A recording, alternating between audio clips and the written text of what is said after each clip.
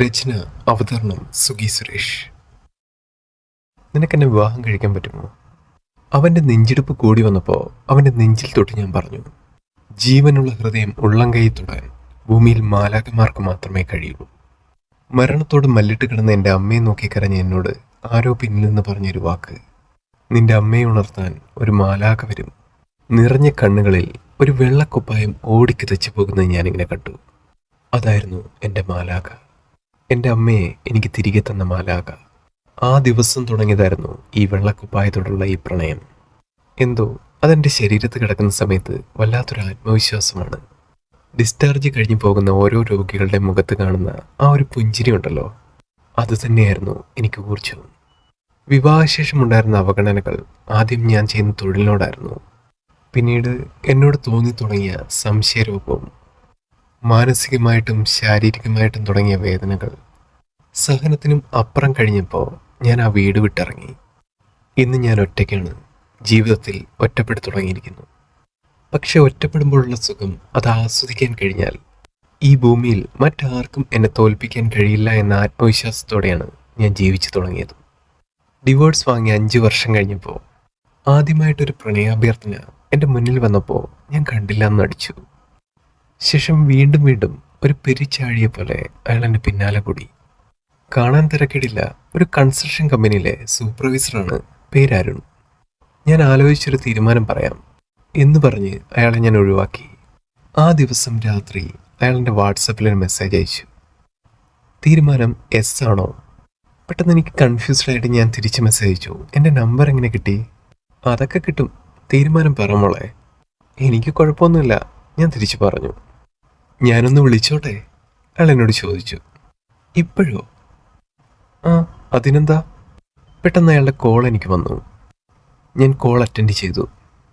സംസാരിച്ചു തുടങ്ങിയപ്പോൾ ആദ്യം ഒരു ചമ്മലായിരുന്നു. എന്നെപ്പറ്റി എന്തെങ്കിലും അറിയോ?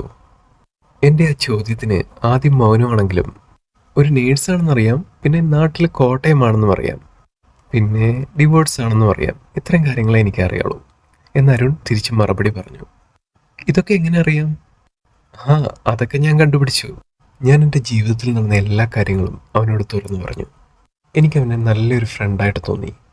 ഞാൻ പറയുന്ന എന്ത് കാര്യങ്ങളാണെങ്കിലും ഒരു ബോറടിയുമില്ലാതെ ഇങ്ങനെ കേട്ടുകൊണ്ടിരിക്കും. സമയം പോയത് അറിഞ്ഞില്ല. ഞാൻ പോട്ടെ, നാളെ മോർണിംഗ് ഡ്യൂട്ടിയാണ്. പോവാണോ? പോവണ്ടേ? എന്നാ പോവണ്ട, അരുൺ എന്നോട് മറുപടി പറഞ്ഞു. അതെന്താ? ഒന്നുമില്ല.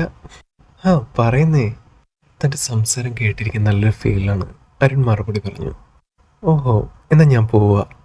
നാളെ വൈകിട്ട് ബീച്ചിൽ വരുമോ? ഡ്യൂട്ടി കഴിഞ്ഞ് സമയമുണ്ടെങ്കിൽ വരാം, ഞാൻ മറുപടി പറഞ്ഞു. എന്നാ ഞാൻ പോട്ടെ, സമയമായി. ഒറ്റ മിനിറ്റ്. എന്താ? ഞാൻ പോവാട്ടോ. ഞാൻ കാൾ കട്ട് ചെയ്ത് അന്നത്തെ ദിവസം എന്തെല്ലാമൊക്കെയോ ആലോചിച്ചിങ്ങനെ കിടന്നു. ഉറങ്ങാനാണെങ്കിൽ ഒരുപാട് ലേറ്റായി. ഡ്യൂട്ടി കഴിഞ്ഞ് വൈകുന്നേരമായപ്പോൾ ബീച്ചിൽ അവനും ഞാൻ ഒരുമിച്ചിരുന്നു. അവൻ്റെ കൈകൾ എൻ്റെ കൈകൾ കോർത്ത് പിടിച്ച്. എൻ്റെ ജീവിതം ഒരു പുനർജന്മം പോലെ എനിക്ക് തോന്നിപ്പോയി. നാളത്തെ ദിവസത്തിനൊരു സ്പെഷ്യാലിറ്റി ഉണ്ട്. എന്ത് സ്പെഷ്യാലിറ്റി? അരുൺ എന്നോട് ചോദിച്ചു. ഒന്ന് ഗസ് ചെയ്യാമോ? എനിക്കറിയില്ല, താൻ പറയൂ. അതെ, നാളെ എൻ്റെ ബർത്ത്ഡേ ആണ്. ആഹാ, advance happy birthday. Thank you so much. അപ്പോൾ നാളെ എന്താ പരിപാടി? എനിക്കങ്ങനെ പ്രത്യേകിച്ച് പരിപാടിയും കാര്യങ്ങളൊന്നുമില്ല, ഞാൻ മറുപടി പറഞ്ഞു. അപ്പോൾ നാളെ എനിക്ക് പാർട്ടിയൊന്നുമില്ലേ? പാർട്ടി വേണോ?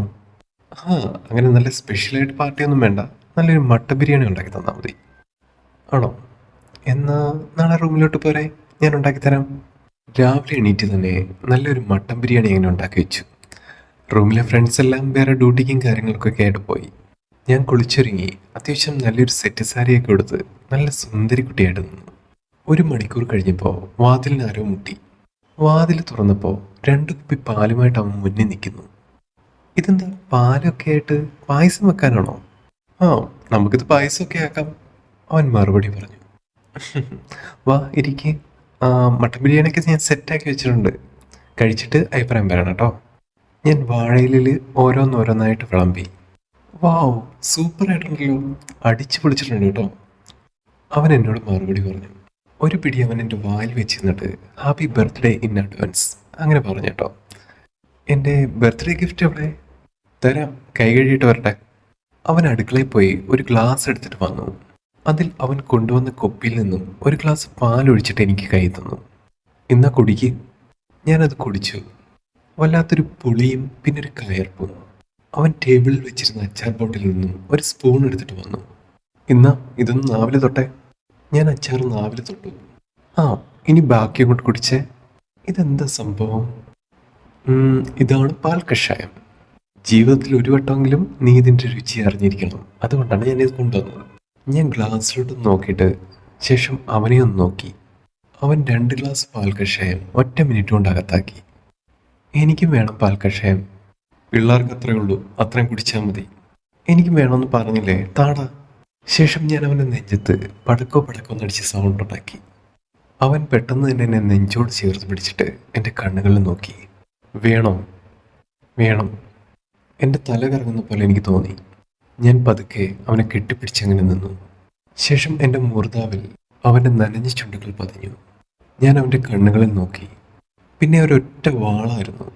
ഛർദിൽ കൊണ്ട് പണ്ടാരം ഉടങ്ങിപ്പോയി ഞാൻ. എൻ്റെ ഛർദിൽ കുളിച്ച് അവനും "ശെടാ, പുല്ല് കൊടുക്കണ്ടായിരുന്നു" എന്നൊക്കെ അവൻ പറയുന്ന പോലെ എനിക്ക് തോന്നി. പത്തി വിടർത്തിയ പാമ്പിനെ പോലെ ബാത്റൂമിൽ നിന്ന് നേരെ കട്ടിലേക്ക് അവൻ എന്നെ പൊക്കിക്കൊണ്ടിട്ട് ഏണിന് കൈയും കൊടുത്തൊരു നിൽപ്പായിരുന്നു. "വാട കുട്ടാ, നീ കിടന്നു." അവൻ എൻ്റെ അടുത്ത് കട്ടിലിൻ്റെ അരികിൽ വന്നിരുന്നു. എന്തൊക്കെയോ പിച്ചും പേയും പറഞ്ഞ് ഞാനങ്ങനെ ഉറങ്ങിപ്പോയി. കണ്ണു തുറന്നപ്പോൾ എൻ്റെ ഛർദിൽ മുഴുവൻ കോരി വൃത്തിയാക്കുന്ന അവനെയാണ് ഞാൻ കണ്ടത്. ശരിക്കും ആ ഒരു നിമിഷം അവനെ കണ്ട സമയത്ത് എനിക്ക് വല്ലാണ്ട് പാവം തോന്നി. "ഞാൻ ചെയ്തോളാം." "വേണ്ട, നീ പോയി കുളിച്ചു വാ, ഇത് കഴിഞ്ഞു." ഞാൻ അകത്തേക്ക് കയറി കുളിച്ച് 2 പേരുടെയും ഡ്രസ്സ് മെഷീനിലിട്ടിട്ട് തിരിച്ചു വന്നു. അവൻ ഉടുക്കാൻ ഞാനൊരു ടവലും കൊടുത്തു. ശേഷം കടയിൽ പോയി ഒരു ടീഷർട്ടും പാൻറ്റും വാങ്ങിച്ചിട്ട് അവന് ഞാൻ കൊണ്ടുവന്ന് കൊടുത്തു.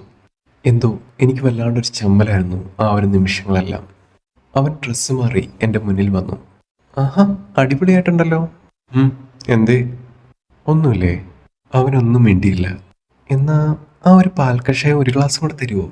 അത് പറഞ്ഞ സമയത്താണെന്നുണ്ടെങ്കിൽ അവൻ്റെ മുഖത്ത് മാറി മാറി കാണുന്ന ഒരു നവരസങ്ങൾ കാണാൻ വല്ലാത്തൊരു ഭംഗിയായിരുന്നു. പെട്ടെന്ന് അവൻ എൻ്റെ അടുത്ത് വന്നിരുന്നു. എന്നെ മുറുകെ ഒന്ന് കെട്ടിപ്പിടിച്ച് ഞങ്ങൾ കട്ടിലേക്ക് വീണു. "അരുൺ, നിനക്കെന്നെ വിവാഹം കഴിക്കാൻ പറ്റുമോ?" അവൻ എൻ്റെ കണ്ണുകളിൽ തന്നെ നോക്കി. അവൻ്റെ വാക്കുകൾ ഇടറാൻ തുടങ്ങി. നെഞ്ചിടിപ്പിൻ്റെ താളം കൂടി. ഒന്നും മിണ്ടാതെ ഞങ്ങൾ അങ്ങനെ കിടന്നു. പെട്ടെന്ന് അവൻ കിടക്കയിൽ നിന്ന് എഴുന്നേറ്റ് പുറത്തേക്ക് നടന്നു. "ഞാൻ പോവുകയാണ്, കുറച്ച് ജോലിയുണ്ട്." അവൻ പോയി കുറച്ച് കഴിഞ്ഞപ്പോൾ എൻ്റെ കണ്ണുകൾ വല്ലാണ്ട് നിറഞ്ഞു തുടങ്ങി. അവൻ്റെ കാര്യത്തിൽ പ്രത്യേകിച്ചൊന്നും എനിക്ക് തോന്നിയില്ല. എല്ലാ ആണുങ്ങൾക്കും തോന്നുന്ന പോലെ ഒരു തോന്നൽ, ഒരു താൽക്കാലിക സുഖം. അതിനുവേണ്ടി അവൻ എന്നെ തേടി വന്നു. പക്ഷേ എൻ്റെ ശരീരത്തിനേക്കാൾ എൻ്റെ മനസ്സും കൊണ്ടാണ് അവൻ കടന്നു കളഞ്ഞത്. പിന്നീട് അവൻ്റെ കോൾ അല്ലെങ്കിൽ മെസ്സേജസ് ഒന്നും തന്നെ ഉണ്ടായിരുന്നില്ല. ഞാൻ അങ്ങോട്ടും വിളിക്കാൻ പോയില്ല. കണ്ണാടിയുടെ മുന്നിൽ നിൽക്കുമ്പോൾ പലപ്പോഴും എനിക്കിത് പൊട്ടിക്കരയാൻ തോന്നും. മാലാഖമാർക്ക് കണ്ണീരില്ലെന്ന് പ്രതിബിംബവും. ദിവസങ്ങൾ അങ്ങനെ കഴിഞ്ഞു. ഞാൻ അവനെ പതുക്കെ മറന്നു തുടങ്ങി. എൻ്റെ പഴയ ജീവിതത്തിലേക്ക് ഞാൻ മടങ്ങി വരാൻ തുടങ്ങി. എൻ്റെ ജോലിയിൽ തന്നെ ഞാൻ സന്തോഷം കണ്ടെത്താൻ തുടങ്ങി. ഞാനിങ്ങനെ സങ്കടപ്പെട്ട് നിൽക്കേണ്ടവളല്ല, മറ്റൊരാളെ ജീവിതത്തിലേക്ക് കൊണ്ടുവരുന്ന ഒരാൾ, ദൈവത്തിൻ്റെ കൈയാൾ. ഞാൻ എൻ്റെ മനസ്സിനോട് തന്നെ മന്ത്രിച്ചു. മാസങ്ങൾ കഴിഞ്ഞൊരു വൈകുന്നേരം ഡ്യൂട്ടി കഴിഞ്ഞിറങ്ങിയപ്പോൾ ഒരു ആക്സിഡൻറ്റ് കേസ് ഹോസ്പിറ്റലിലേക്ക് വന്നത്. ഒരു കൂട്ടം ആൾക്കാർ ചേർന്ന് ഒരാളെ പൊക്കിക്കൊണ്ടുവരുന്നു. ഞാൻ അയാളെ എവിടെയോ കണ്ട പോലെ എനിക്ക് തോന്നി. ആൾക്കൂട്ടം എനിക്കരികിലായി എത്തി. "അരുൺ, അരുൺ." അവനായിരുന്നു അത്. എൻ്റെ കണ്ണുകൾ വല്ലാണ്ട് നിറഞ്ഞൊഴുകി. ഞാനും ഡോക്ടർക്കൊപ്പം ICUവിലേക്ക് കയറി. ICUവിൽ നിൽക്കുമ്പോഴും എൻ്റെ കണ്ണുകൾ നിറഞ്ഞൊഴുകിക്കൊണ്ടിരുന്നു. മണിക്കൂറുകൾ കഴിഞ്ഞു. അവന് ബോധം തെളിഞ്ഞു. "ആഹാ, ആളിപ്പോൾ ഓക്കെ ആയല്ലോ," ഡോക്ടർ അങ്ങനെ പറഞ്ഞു. ഡോക്ടർ പുറത്തേക്ക് ഇറങ്ങിയപ്പോൾ ഞാൻ അവൻ്റെ മുഖത്തേക്ക് നോക്കി. ഞാൻ പുറത്തേക്ക് ഇറങ്ങാൻ തുടങ്ങിയപ്പോൾ അവൻ്റെ കൈകളിൽ പിടിച്ചു. അവൻ എഴുന്നേൽക്കാൻ ശ്രമിച്ചു, പക്ഷെ നടന്നില്ല. അവനെ പതുക്കെ താങ്ങി. അവൻ എന്നോട് എന്തോ പറയാനുള്ളത് പോലെ എനിക്ക് തോന്നി. എൻ്റെ ചെവി ഞാൻ അവനിലേക്ക് അടുപ്പിച്ചു. "സോറി." "കിടന്നു, നാളെ റൂമിലേക്ക് മാറ്റും. 2 ദിവസം റെസ്റ്റ് ഉണ്ട്." അത് പറഞ്ഞ ശേഷം ഞാൻ പുറത്തേക്ക് ഇറങ്ങി. അടുത്ത ദിവസം തന്നെ അവനെ റൂമിലേക്ക് മാറ്റി. അവന് കഴിക്കാനുള്ളതും കൂടി ഞാൻ കൊണ്ടുവന്നു. അവനോടൊപ്പം തന്നെ കൂടെ നിന്നു ഞാൻ, രാവും പകലും എല്ലാം. ആദ്യമൊക്കെ അവന് നടക്കാൻ കുറച്ച് ബുദ്ധിമുട്ടായിരുന്നു. അവനെ എൻ്റെ തോളിൽ ചേർത്ത് ഹോസ്പിറ്റൽ വരാന്തയിലൂടെ ഞങ്ങൾ അങ്ങനെ നടന്നു. 3-ാമത്തെ ദിവസം രാവിലെ തന്നെ അവൻ ഡിസ്ചാർജായി. ഞാൻ മോർണിംഗ് ഡ്യൂട്ടിക്കായിട്ട് ഹോസ്പിറ്റലിലെത്തി. പെട്ടെന്ന് അവൻ എൻ്റെ അടുത്ത് വന്നു. "ഞാൻ അമ്മയുമായിട്ട് കോട്ടയത്ത് വന്ന് പെണ്ണ് ചോദിച്ചോട്ടെ?" സമ്മതമാണോ? ഞാൻ ഒരു നിമിഷം ഒന്ന് ശ്വാസമെടുത്ത് പുഞ്ചിരിച്ചുകൊണ്ട് പറഞ്ഞു. അരുൺ, നിനക്ക് എന്നെക്കാളും നല്ലൊരു പെൺകുട്ടിയെ കിട്ടും. ഞാനൊരു ചൂടുവെള്ളത്തിൽ വീണവളാണ്. ഒരു വിവാഹം അല്ലെങ്കിൽ കുടുംബജീവിതം ഏതൊരു പെണ്ണിനെ പോലെ എനിക്കും ആഗ്രഹമുണ്ട്. പക്ഷേ ഇപ്പോഴത്തെ ജീവിതത്തിൽ ഞാൻ ഹാപ്പിയാണ്. പിന്നെ നിന്റെ ഈ സ്നേഹം ഒരു നേരം പോക്കല്ല എന്ന് എനിക്ക് തോന്നുന്ന കാലത്ത് നിനക്ക് സമ്മതമാണെന്നുണ്ടെങ്കിൽ നമുക്ക് വിവാഹം കഴിക്കാം. അതുപോരെ? ശേഷം ഞാൻ എൻ്റെ യൂണിഫോം ഇട്ട് അകത്തേക്ക് നടന്നു. അവസാനിച്ചു.